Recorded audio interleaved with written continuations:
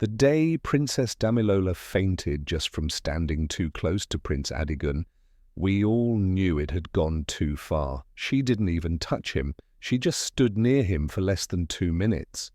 Then her face turned white like chalk, and she dropped to the floor like a sack of yam. The other women ran away screaming, holding their noses, some even crying. It was not a joke. People said it was like breathing rotten egg mixed with dead rat. And this was a prince, our prince, the only son of King Moronkeji. Yet no woman wanted to marry him, not even a mad one from the street. And I, Arawolo, who guarded the palace gate for 27 years, saw everything. This is the real story of Adigun, the strong body Odor, giant prince.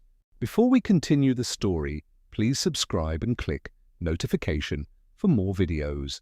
The giant prince was born. I remember the day Adigun was born like it was yesterday. Rain was falling and thunder was shouting. The midwives said it was a sign. A big child was coming, and they were right. That baby was not normal size. He came out heavy like a sack of beans. The king almost danced himself to death from joy. "This is the boy who will rule after me," he shouted, raising the baby in the air like a champion wrestler.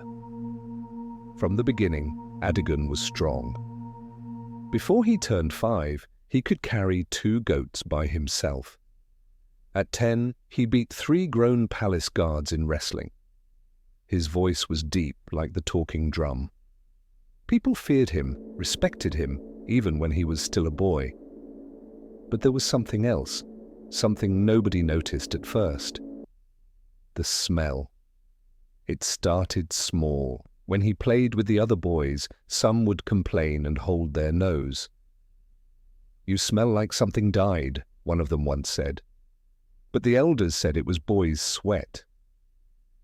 "He's just growing," they said. "A man must smell like a man." They did not know it was more than that. The odor that could kill a chicken. By the time Adigun turned 16, the smell had become a serious issue. He was tall like a tree and wide like a buffalo, but when he passed by, even the chickens would run away. One day I saw it with my own eyes. A chicken fainted. The prince had walked past the poultry house. Next thing, the chicken staggered and dropped, legs in the air. People laughed that day, but deep inside they were worried.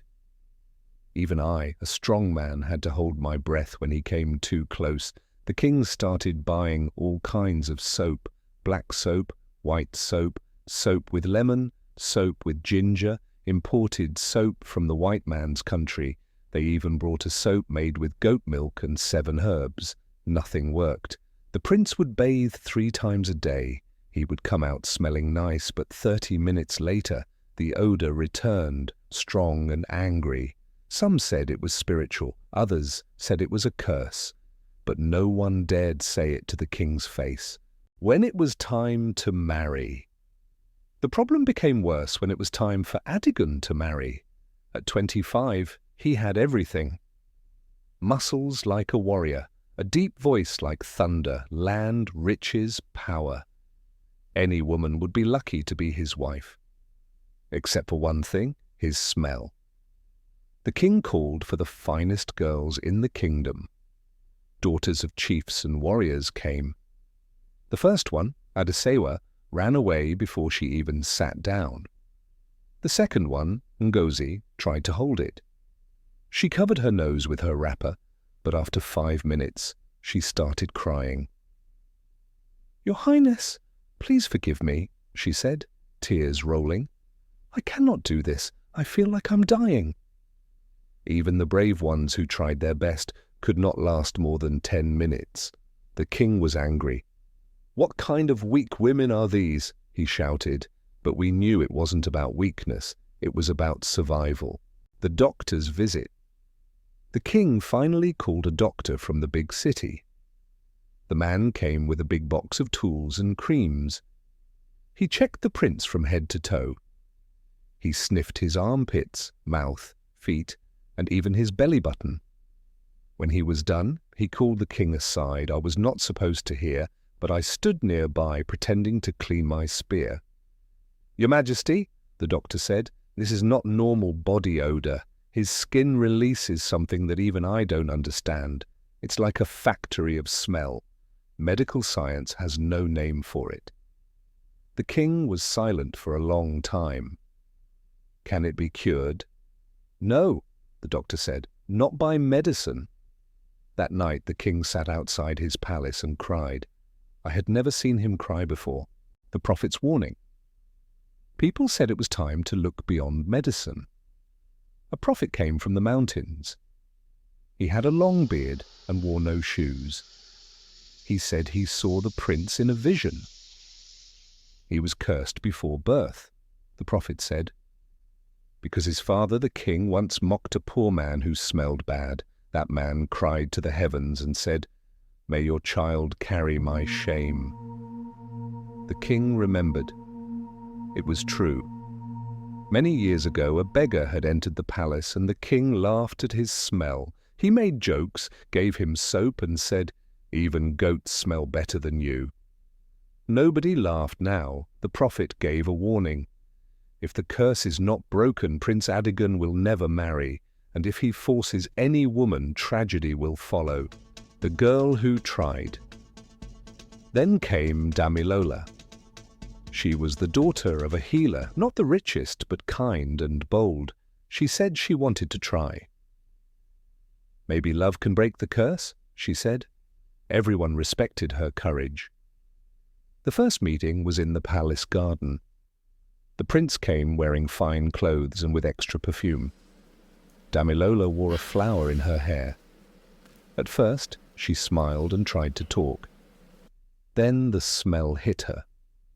I saw her face change. She fought it. She blinked fast, held her breath, and even sang a song to distract herself. But the smell grew stronger. 2 minutes later, she fainted. They rushed her to the healer's hut. She didn't wake up for 1 full day. When she finally opened her eyes, she said only one thing: "Please don't bring him near me again."